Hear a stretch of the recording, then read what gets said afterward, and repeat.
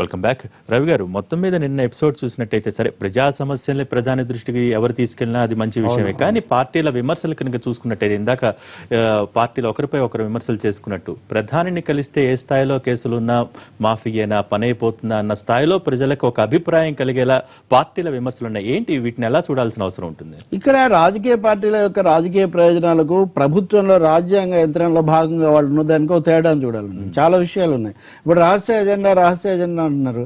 జగన్మోహన్ రెడ్డి చంద్రబాబు నాయుడు రహస్య ఎజెండా పక్కన పెట్టి మోడీ గారికి అమిత్ షాకు రహస్య ఎజెండా ఉంది. 2019 నాటికి భారతదేశంలో ఉన్న రాజకీయ పార్టీలను అత్యధికంగా తన గుప్పిట్లోకి తెచ్చుకోవాలనేది అది దానికోసం వాళ్ళు వెళ్తున్నారు. కానీ రెండు కలగాపులగం చేయడం వల్ల సమస్య వస్తుంది. మీరు అన్నట్టు ప్రతిపక్ష నేత కానీ ప్రభుత్వ అధినేత కానీ వెళ్ళి కలవటం పొరపాటు కాదు, కానీ అది పారదర్శకంగా జరగకపోవడం వల్ల ఇటువంటి వాటి అన్నిటికీ కూడా అవకాశం ఏర్పడుతుంది. అగ్రిగోల్డ్ సమస్య ఇవన్నీ ఉన్నమాట నిజమే, కానీ అది ముందే చెప్పి ముందే అటువంటిది వస్తే తర్వాత దాని మీద ప్రభుత్వం ఏం స్పందించిందో కూడా మనకు తెలియదు.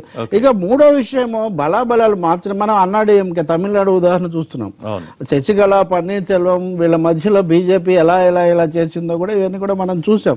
కాబట్టి ఆంధ్రప్రదేశ్లో కూడా అటువంటి ఒక బృహత్ ప్రణాళిక దక్షిణాదిలో తాము విస్తరించడానికి వాళ్ళు ఒక ఆలోచన చేస్తున్నారు. ఆ బృహత్ ప్రణాళికలో వాళ్ళు ఏమేం చేస్తున్నారు, ఈ వెళ్ళిన వాళ్ళని ఎలా చేస్తున్నారు మనకు తెలియదు.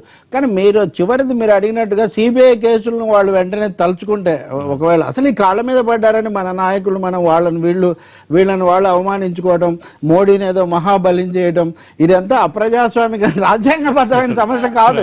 ఒక ముఖ్యమంత్రికి ఒక ప్రతిపక్ష నాయకుడికి ఉన్న గౌరవం ఉంది. దురదృష్టవశాత్తు రామారావు, రామకృష్ణ హెగ్డే, జ్యోతి బాసు ఉన్నప్పుడు ముఖ్యమంత్రులకు ఉన్న స్థాయిని ఇప్పుడు కేసీఆర్ గారు అంతటా ఆయన కూడా ఏమంటాడు, ఒక్క నిమిషం ఆయన ఏమంటారు, కేంద్రంతో మంచిగా ఉండే తప్ప కుదరదని. అంటే సమాఖ్య స్ఫూర్తిని వాళ్లే కాకుండా వీళ్ళు కూడా దెబ్బతీసుకుంటారు. ఇప్పుడు వైఎస్ఆర్ పార్టీ రాజకీయ పొందిక మారుస్తుందా? వైఎస్ఆర్ పార్టీతో అటువంటి రాజకీయ గారడి ఏమన్నా బీజేపీ చేస్తుందా అనేది ఇక్కడ ఒక ప్రధానమైన ప్రశ్న. అది తెలుగుదేశానికి కూడా సాయిబాబు గారు, రహస్య ఎజెండా ఇక్కడ టీడీపీ వైఎస్ఆర్సీపీ రహస్య ఎజెండాలు కాదు, ఒక్కసారి బీజేపీ రహస్య ఎజెండా చూడాలనేది రవి గారి మాట. రైట్, ఏంటి ఆ రహస్య ఎజెండా? అంటే ఇక్కడ మనం అందరం కూడా అందరూ ప్రొజెక్ట్ చేస్తున్నట్టుగా కాదండి. ఇవాళ రాష్ట్రపతి అభ్యర్థి అనేవాళ్ళు ఎన్డీఏ యొక్క అభ్యర్థి. ఎన్డీఏలో బీజేపీ తర్వాత అతిపెద్ద పార్టీ తెలుగుదేశం పార్టీ. ఎన్డీఏ మొన్న ఇటీవల జరిగిన ఎన్డీఏ మీటింగ్ లో అనేక చిన్న పార్టీలందరూ కూడా ఇన్వైట్ చేయడం జరిగింది. దాని కన్వీనర్ గా చంద్రబాబు నాయుడు గారు కూడా చేశారు. ఇవాళ ఎన్డీఏ అభ్యర్థిని పెడుతుంది రాష్ట్రపతిగా. ఎన్డీఏ అభ్యర్థిని సమర్థిస్తానని జగన్మోహన్ రెడ్డి చెప్పాడు. వైఎస్ఆర్సీపీ నేతల నుంచి వచ్చే ఈ రోజున చంద్రబాబు అంటే ఎంత ప్రేమ ఉందో తెలియదు, కానీ వైఎస్ఆర్సీపీ మీద మాత్రం వ్యతిరేకత, ప్రధానికి వ్యతిరేకత లేదు, రైట్, బీజేపీకి వ్యతిరేకత లేదు అన్న లైన్ మాత్రం చాలా స్పష్టంగా తెలుస్తోంది ఈ భేటీ వల్ల అనేది. మీరు ఎలా అర్థం చేసుకుంటారు? మేము అర్థం చేసుకునేది మేము లైన్ వెరీ క్లియర్ గా చెప్తున్నామండి. ఇందాక కూడా నేను చాలా క్లియర్ గా చెప్పాను. లోపల ఏం జరిగింది అనేది ప్రధానమంత్రి ఆఫీస్ నుంచి స్టేట్మెంట్ రాలేదు.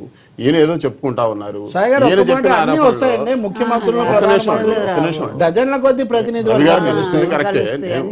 అందులో వాళ్ళు ఏమి లేదు. ఈయన ఏదో చెప్పుకుంటా ఉన్నాడు, నేను బీజేపీకి మద్దతు ఇచ్చానా, లేకపోతే బీజేపీ అభ్యర్థికి మద్దతు ఇస్తున్నానా, లేకపోతే సోనియా గాంధీ నా మీద కేసులు పెట్టిందా.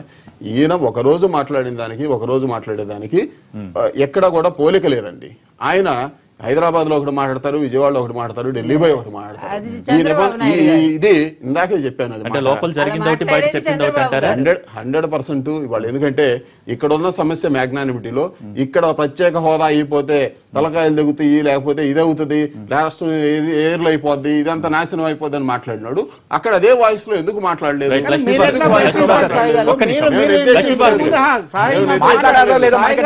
శాసనసభలో కేంద్రాన్ని సమర్థిస్తూ అభినందిస్తూ తీర్మానం ఆమోదించిన మీకు ఆ విషయం మీరెలా మాట్లాడతారు? మేము మాట్లాడవచ్చు, ఇంకోరు మాట్లాడదు. లోపల ఏం జరిగింది అనేది ఎవరికి తెలియదు. ఈయన బయట ప్రెస్ మీట్ లో ఆయన లోపల మాట్లాడింది తెలియదని నేను నేనే చెప్పాను ఆ మాట. బయట ప్రెస్ మీట్ లో ఆయన ఎక్కడ కూడా నేను ఈ విధంగా చెప్పాను, ప్రత్యేక హోదా ఇవ్వకపోతే మాకు నష్టం జరుగుద్ది, మా ఎంపీల చేత రిజైన్ చేపిస్తున్నారు అని రెండు- ప్రధానమంత్రికి రైట్, చెప్పారు. ఒక నిమిషం. చెప్పలేదు. లక్ష్మీ భారతి గారు రెండు క్వశ్చన్లు. అడగకుండానే రాష్ట్రపతి అభ్యర్థికి అంటే పోటీకి మద్దతు ప్రకటించడం ఎందుకని, ఇదొక క్వశ్చన్. రెండోది, ఎందుకని అంటే ఆ మాట ఆయనే చెప్పాడు, జగన్ ఎలాగో గెలుస్తారు, మమ్మల్ని ఏం అడగలేదు అని కూడా చెప్పారు. రైట్, వారి ప్రత్యేక హోదా గురించి కూడా ప్రస్తావిస్తున్నారు, ఎందుకు ముడిపెట్టడం లేదు అని. ప్రత్యేక హోదా గురించి వీళ్ళు మాట్లాడే నైతిక హక్కు లేదు మొట్టమొదటి అసలు. ఎందుకంటే ఒక్కసారి కూడా వీళ్ళు అడగలేదు. అది మీరు అనుకోవద్దు మేడం. మీరు ఆ విధంగా చెప్పడం అనేది కరెక్ట్ కాదండి. ప్రత్యేక హోదా కావాలని కానీ దీనికి బెనిఫిట్స్ కావాలని కానీ దేవుడి నుంచి కూడా పోరాడింది తెలుగుదేశం పార్టీ. మీరు తెలుగుదేశం పార్టీ లేదు అనేది కరెక్ట్ కాదు. ఎందుకంటే డిఫరెంట్ యాంగిల్స్ లో మీ నాయకుడు చెప్పిన అన్ని కూడా టీవీలు ప్రసారం చేస్తానే ఉన్నాయి. అదేమన్నా సంజీవన అన్నటువంటి మాట, సరే పార్లమెంట్ లో చప్పట్లు కొట్టి మరీ మద్దతు చెప్పినటువంటి మాట, ఇవన్నీ చూస్తానే ఉన్నాము. కానీ ఫస్ట్ నుంచి కూడా ప్రత్యేక హోదా అంశం మీద జగన్మోహన్ రెడ్డి నిన్న కూడా అదే కలిసి ఇచ్చారు. బయటకు వచ్చి కూడా ఆయన అదే చెప్పారు చాలా స్పష్టంగా, ప్రత్యేక హోదా ఇవ్వాల్సింది. ఇందాక నుంచి మీరు అంటున్నారు ఈ పార్లమెంట్ లో రిజైన్ చేస్తాం ఎంపీలు అనేది, ఆయన అన్నది నెక్స్ట్ పార్లమెంట్ తర్వాత అన్నారు. మీరు నెక్స్ట్ పార్లమెంట్ తర్వాత మా ఎంపీలు రిజైన్ చేస్తారనే మాట, అది ఏ విధంగా జరుగుతుందో చూద్దాం, వెయిట్ అండ్ సీ. ఇప్పుడు మనం మాట్లాడకూడదు దాని గురించి.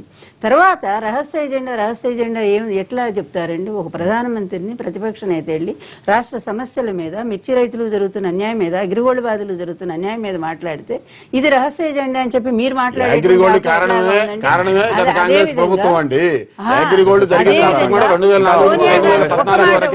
సోనియా గాంధీ గారి వ్యవహారం కూడా ఎందుకన్నారంటే రాష్ట్రపతికి సంబంధించినటువంటి వ్యవహారం ఎప్పుడు వివాదం కాకూడదు. గతంలో కూడా అంతే కదా, దేవేగౌడను ప్రతిపాదన చేసినప్పుడు అందరూ సపోర్ట్ చేశారు. అంతకుముందు అప్పటికి జగన్ లేకపోవచ్చు. కానీ మొన్న కూడా ప్రణబ్ ముఖర్జీ గారిని కాంగ్రెస్ పార్టీ ప్రతిపాదించినప్పుడు జగన్మోహన్ రెడ్డి సపోర్ట్ ఇచ్చారు. ఆయన ఏమన్నారంటే ఓడిపోరన్న నమ్మకం జగన్ కుంది, అట్నుంచి ఎటువంటి అభ్యర్థన రాలేదు. ఇటువంటి సందర్భంలో ఎందుకు ప్రత్యేకించి అడగకముందే వెళ్లి ఎందుకు మద్దతు ప్రకటించారు? భారత రాష్ట్రపతి అంటేనే అత్యున్నతమైనటువంటి కదా, దానికి రాజకీయాలు అంటకూడదు. అందువల్ల వారు ఎవరిని పెట్టినా, అది లోపల జరిగిన చర్చ కాదు, బయట మాట్లాడినటువంటి మాట. అది ఎవరిని పెట్టినా కూడా మేము మద్దతు ఇస్తామని చెప్పిన మాట తప్ప అక్కడేదో ప్రధానమంత్రి గారిని కలిసి మేము రాష్ట్రపతి గారి మద్దతు ఇవ్వడానికి వచ్చామని చెప్పిన మాట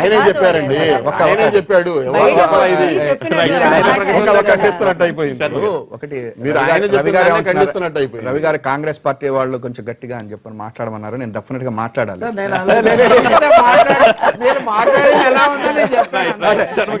ఇప్పుడు ఇక్కడ జగన్మోహన్ రెడ్డి గారు సోనియా గాంధీ గారు జైల్లో పెట్టారన్న, ఇవాళ వీళ్ళు వెళ్ళి ప్రధానమంత్రి గారి కాళ్లు పట్టుకున్నారు కేసుల కోసం అన్న, ఇవాళ ఈ దేశంలో ఉన్నటువంటి ఒక ప్రజాస్వామ్యం రాజ్యాంగబద్ధమైనటువంటి పద్ధతి జరుగుతూ ఉంది. కాబట్టి ఎవరికైనా తెలుసు, ఒకళ్ళ కాళ్ళు పట్టుకుంటే కేసులు పెట్టరు, ఒక కాళ్ళు పట్టుకుంటే కేసులు తీసేయరు. కాబట్టి దాని గురించి మేమేమి లేదు. ఆయన యొక్క అభిప్రాయాన్ని ఆయన వెలిబుచ్చటంలో కూడా మనకి ఇబ్బంది లేదు, ఎందుకంటే ఎవరి అభిప్రాయాలు వాళ్ళు వెలిబుచ్చుతారు. అయితే ఇక్కడ మేము చెప్పేది ఏంటంటే, ఇవాళ రాష్ట్రపతి ఎన్నిక కూడా మేము తప్పనిసరిగా కాంగ్రెస్, యూపీఏ అన్ని యొక్క పక్షాలు తీసుకుని సోనియా గాంధీ గారు ముందుకు వెళ్తారు. ఇక్కడ మెయిన్ గా మీరు చెప్పండి రహస్య ఎజెండాలు లేకపోతే ఇవి, వీటితో కూడా మాకు ఎటువంటి ఇది లేదు. ఎందుకంటే రహస్య ఎజెండా అంటూ ఏమీ ఉండదు. ప్రధానమంత్రిని కలిసిన తర్వాత రహస్య ఎజెండా ఏముంటుంది? ఏమీ ఉండదు. అయితే ఇక్కడ ఒకటే ఏంటంటే, కాంగ్రెస్ పార్టీకి మాకు కావాల్సింది ఏంటంటే, మా దగ్గర ఉన్నటువంటి పక్షాలు, మిత్రపక్షాలు కానీ వీళ్ళందరినీ కూడా ముందుకు తీసుకుని పోయి రేపు పొద్దున్న ఈ దేశంలో జరుగుతున్నటువంటి ప్రజా వ్యతిరేక విధానాలకి పోరాటం కోసమే మేము ప్రయత్నం చేస్తా ఉన్నాం. ఇంకొక మాట కూడా జగన్మోహన్ రెడ్డి గారు అన్నారు, ప్రత్యేక హోదా గురించి ఎవరైతే ఇస్తామో అని అంటారో వాళ్ళకు కూడా మేము సపోర్ట్ చేస్తాము అని చెప్పని కూడా ఆయన అన్నారు. ఒక్క నిమిషం, దానికి మేము కూడా కేవీపీ రామచంద్రరావు గారు మన రాజ్యసభలో బిల్లు పెట్టారు. మళ్ళా ఇప్పుడు వెళ్తున్నారు. మాకు ఏ పార్టీ వచ్చి సపోర్ట్ చేస్తామన్నా కూడా ప్రత్యేక హోదాకి తీసుకోవడానికి కూడా మేము రెడీగా ఉన్నాము. అందువల్ల మాకు ఒక క్లారిటీ ఉంది. ఇవాళ ఈ రాష్ట్రంలో ఉన్నటువంటి ఈ ప్రాంతీయ పార్టీలు రెండు కూడా వాళ్ళ ఇష్టం వచ్చినటువంటి విధానంలో వాళ్ళు మాట్లాడినంత మాత్రం నుంచి దానికి స్పందించాలి. శర్మ గారు, ఇక్కడ రాష్ట్ర ప్రభుత్వం, టీడీపీ ప్రభుత్వ వ్యవహార శైలి వల్ల కేంద్ర ప్రభుత్వం విసిగిపోయింది, అందుకనే సహకారం అందించట్లేదని ఇటు వైసీపీ నేతలు గానీ కాంగ్రెస్ నేతలు గానీ గతంలో విమర్శలు చేశారు. దీన్ని బేరీజు వేసుకుని నిన్న జరిగిన పరిణామాలు చూస్తుంటే 2019కి ఇక్కడ కొత్త పొత్తు వస్తుంది అని ఎంతవరకు భావించాల్సిన అవసరం ఉంటుంది? కాంగ్రెస్ పార్టీకి మీరేం చెప్తారు? సార్ ఒకటి మాత్రం ఏంటంటే రాజకీయాల్లో ఏమైనా జరగచ్చు. నెంబర్ 1. నెంబర్ 2, ఇంకా 2 సంవత్సరాల పాటు ఎన్నికలకు ఉన్నది. నెంబర్ 2. నెంబర్ 3, ఎవరితో వెళ్తారు, ఎవరు ఎట్టుపోతారు అనేటువంటిది మనం చెప్పలేము. అయితే ఒకటి మాత్రం నిజం, భారతీయ జనతా పార్టీ చేస్తుంది ఏంటంటే ఉన్నటువంటి రీజనల్ పార్టీస్ ని మాత్రం శుభ్రంగా తుడుచుకుంటా పోతా ఉంది. దానివల్ల మాకు వచ్చేటువంటి నష్టం అయితే ఏమీ లేదు. ఎందుకంటే రేపొద్దున బీజేపీ వర్సెస్ కాంగ్రెసే ఉంటుంది. ఇవాళ మీరు ఉత్తరాంచల్ చూడండి, గోవా చూడండి, మణిపూర్ చూడండి, ఎక్కడ చూసినా బీజేపీ వర్సెస్ కాంగ్రెస్ పార్టీ ఉంది. మేము చేయలేని పని వాళ్ళు చేస్తున్నారు. ఒకవేళ కలిసినా కూడా మీకు నష్టం లేదంటారు. ఎవరితో కలిసినా కాంగ్రెస్ పార్టీకి నష్టం ఏమీ లేదు.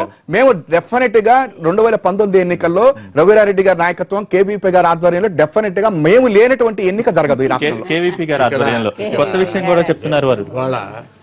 ఇది ఎవరన్నా చెప్పుకోనండి,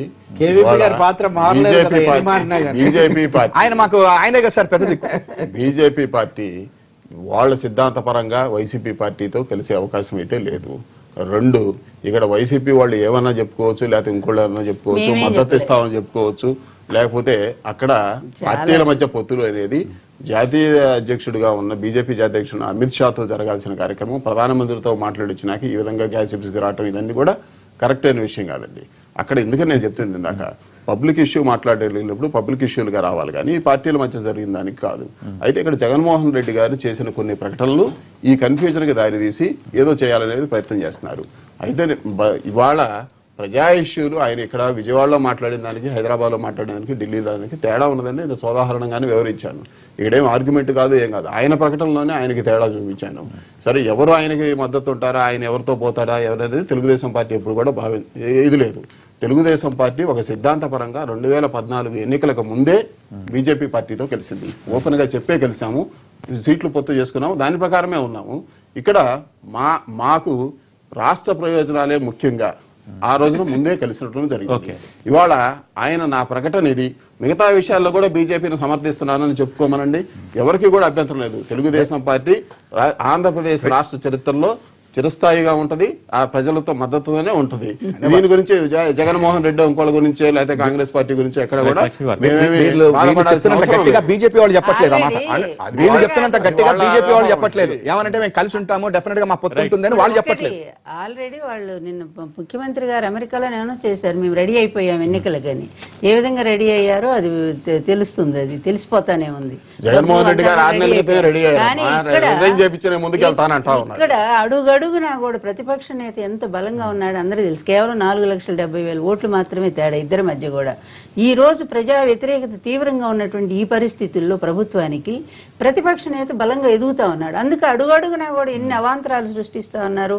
ప్రతి చిన్నదాన్ని ఎక్కడ ఏం జరిగినా కూడా ప్రతిదీ కూడా జగన్మోహన్ రెడ్డిని ఒక కారణంగా చూపిస్తూ మాట్లాడు ఎంత తేలికైపోయిందండి.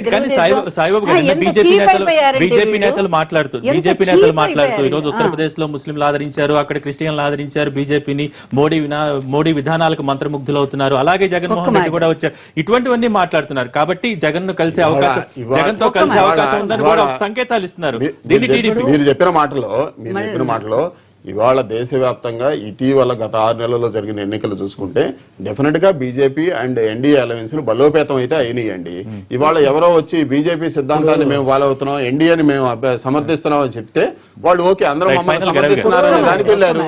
దానికి వాళ్ళు చేసిన దాంట్లో మనమేమి పట్టాల్సిన అవసరం అయితే లేదండి. నిన్న కూడా ఆయన చెప్పి ప్రత్యేక హోదా భూసేకరణ విషయం మీద మేము బీజేపీని అపోజ్ చేస్తానే ఉన్నాం.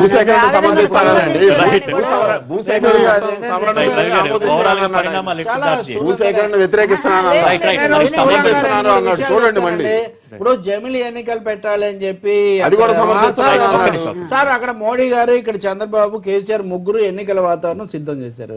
అమెరికా వెళ్లి కూడా చంద్రబాబు నాయుడు గారు వచ్చేసారు. ఆయన వెళ్ళిందేమో ముఖ్యమంత్రి గారు, ఇక్కడ వాళ్ళు అంటున్నారు రాజకీయాలు కలగాపులగా అందరూ తెలుగుదేశం కార్యకర్తలు. కాబట్టి ఎన్నికల చర్చ తీసుకొచ్చింది ప్రభుత్వ అధినేతలు, ఇది మొదటిది. ఈ ఎన్నికల్లో వైఎస్ఆర్ పార్టీ మా వైపు రావచ్చని బీజేపీ నాయకులు స్థానికంగా వీళ్ళు ప్రచారం చేస్తున్నారు. సాయి గారు చెప్తున్నారు కానీ చివరి వరకు ప్రకాష్ జావేద్కర్ మెరుపు పర్యటన వరకు తెలుగుదేశం బీజేపీ పొత్తు ఖాయం అవుతుందో తెలియదు. ఇప్పుడు తెలంగాణలో మాకు ఉండదు అని అన్నారు, ఉంటుంది. కాబట్టి రెండింటి మధ్యలో దాగుడు మూతలు Right. తిట్టేవాళ్ళు elections పొగిడేవాళ్ళు ముందు తెలుసు, నడుస్తున్నాయి. దానికోసమే. అందుకని చాలా చివరిగా మాత్రం ఒకటే ప్రజా ఒకటి. సమస్యల మీద కేంద్రీకరిస్తే చాలా మంచిది తప్ప అది ఈ వదిలిపెట్టారు. రాజకీయ రహస్య అజెండాలు ఎవరు Right. Thank you, వదిలేశారు. thank you, thank you very much. గాలికి ఈరోజు live show లో వదిలేశారు పాల్గొన్నందుకు ధన్యవాదాలు. ఇది ఈనాటి live show. Stay tune to NTV.